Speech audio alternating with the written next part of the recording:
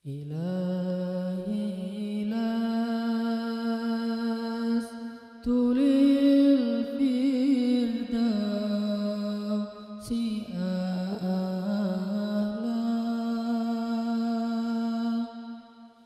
ولا أقوى على النار الجحيم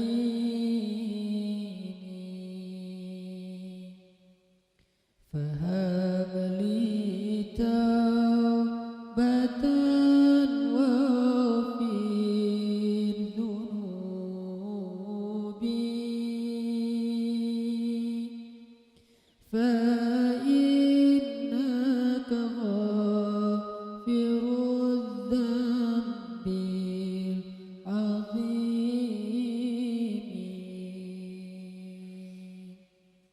Teman-teman sekalian, bait-bait kasidah itu ditulis dan dirangkai oleh para ulama adalah tentang pengakuan dosa seorang hamba. Ketika seorang hamba berada di puncak penyesalan dan merasa tahu diri bahwa dia adalah seorang hamba yang kotor, sehingga dia mengatakan, Ilahi lastu lil firdausi ahla. Ilahi, sesungguhnya saya tidak layak masuk ke surga Firdaus. Saya kotor, saya hina, saya penuh cela, saya banyak aib, saya banyak dosa. Sangat tidak layak saya masuk ke surga Firdaus-Mu ya Allah. Tidak ada satupun amal yang bisa saya banggakan sehingga menjadi jalan bagi saya masuk ke surga Firdaus-Mu ya Allah. Kita harus merasa diri kita rendah di hadapan Allah. Itulah kenapa kita sujud. Dan Allah suka kepada orang yang merendahkan diri di hadapannya. Itulah kenapa Allah suka kepada hamba yang bersujud. Seandainya pintu surga itu terbuka dengan kunci amal solih, saya tidak punya kuncinya ya Allah. Saya beramal solih tetapi belum layak untuk membuka pintu surga. Saya sholat, saya puasa, saya tarawih, saya sedekah, tapi semua itu belum cukup untuk membuka pintu surga karena keterbatasan amal solih saya. Masih banyak kesalahan dalam amal-amal yang saya kerjakan karena saya bodoh ya Allah. Lalu bagaimana nasib saya kelak di akhirat ya Allah? Jika ditimbang-timbang, sungguh kedurhakaan saya lebih sering daripada istighfar saya ya Allah. Saya tidak pantas menjadi penghuni surga ya Allah. Wala aqwa 'alan naril jahimi. Tetapi saya juga tidak akan kuat dengan azab neraka jahim-Mu ya Allah. Karena sesungguhnya tidak ada satupun dari makhluk-Mu yang sanggup merasakan azab neraka. Semuanya takut kepada neraka-Mu ya Allah. Jangankan 1 tahun, jangankan 1 bulan, jangankan 1 hari, sedetik pun tidak akan sanggup ya Allah. Karena saya mendengar sesungguhnya Rasulullah SAW bersabda, azab yang paling ringan bagi penduduk neraka adalah dipakaikan baginya sendal terompah dari api yang membakar kakinya sampai mendidihkan kepalanya. Itulah azab yang paling ringan di neraka untuk orang yang paling ringan berbuat dosa. Bagaimana dengan saya ya Allah? Dosa saya banyak, saya pernah durhaka kepada ibu bapak saya.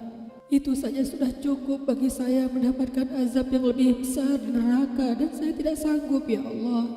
Saya pernah durhaka kepada ibu saya marahi ibu saya karena satu kesalahan. Padahal saya lebih sering berbuat salah dibandingkan ibu saya.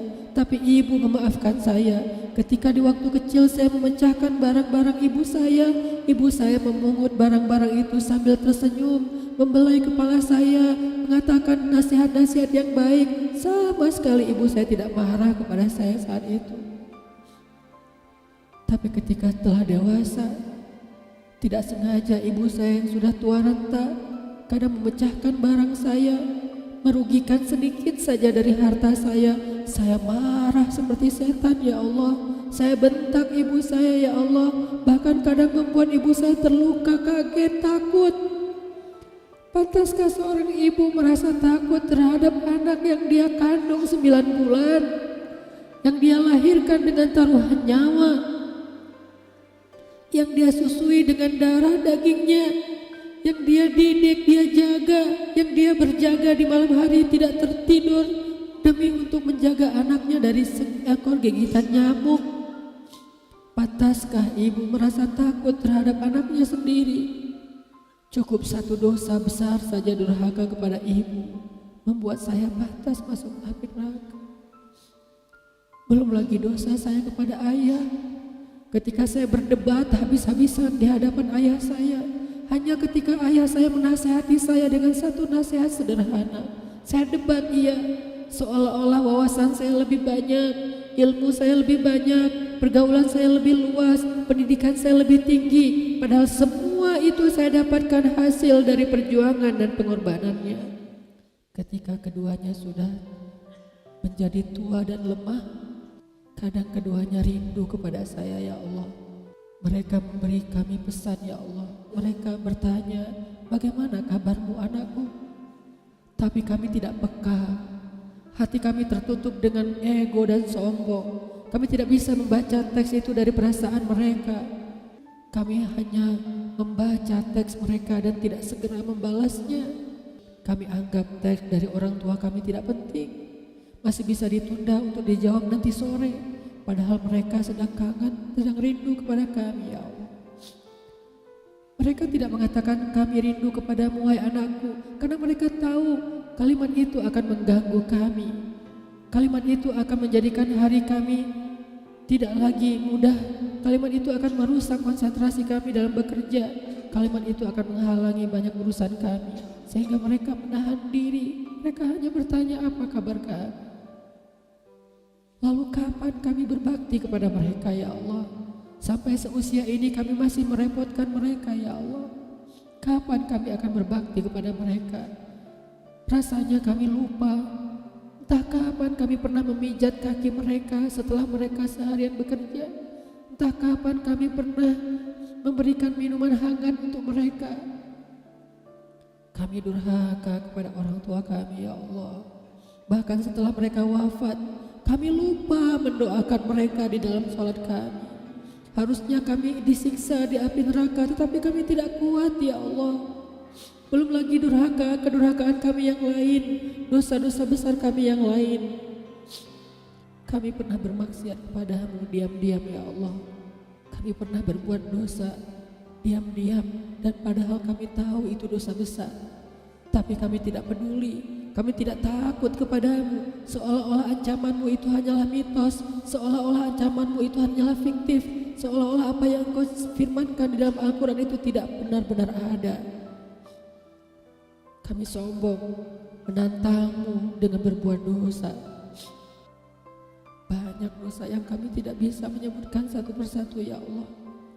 Keluh lidah kami untuk menyebutkan dosa-dosa kami, ya Allah. Malu untuk menyebutkan dosa-dosa kami, ya Allah.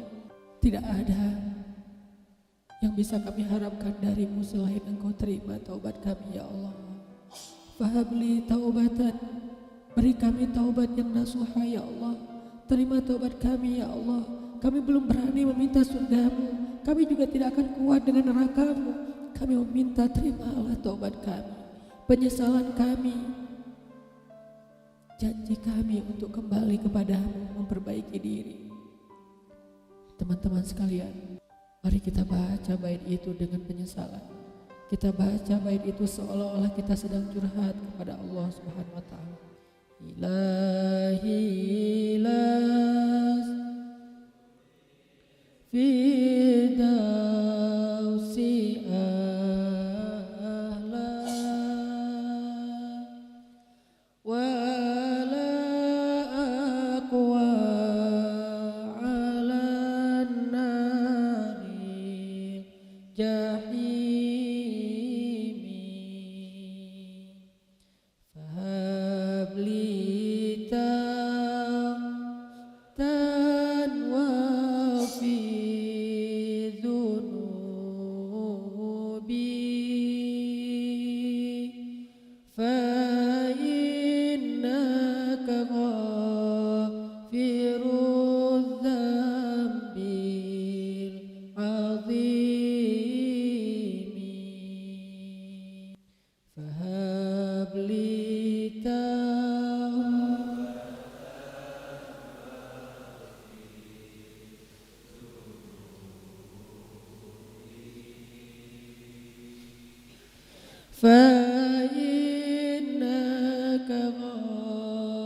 firudza